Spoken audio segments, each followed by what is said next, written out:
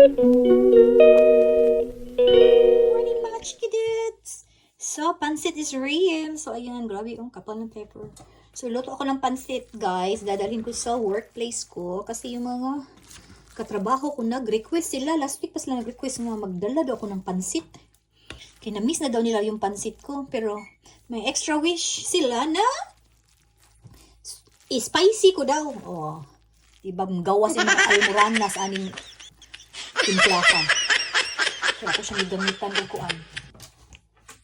Super sharp or super kuan, super anghang na ito oh. Oh. Ayan, super anghang yan, guys. Gawas almoranas nila ani. So, yummy yummy. Ang sarap ng timpla ko this time. Mix natin ng bonggang-bongga.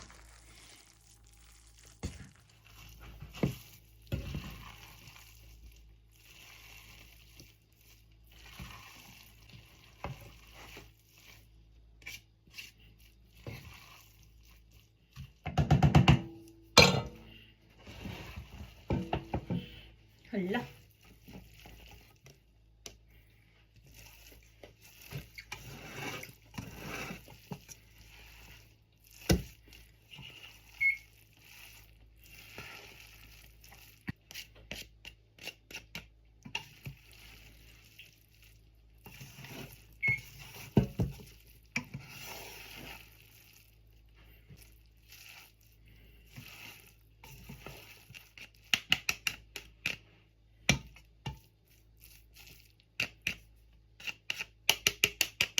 Okay, itong pansit, guys. So, hindi akong lemon. So, ayan.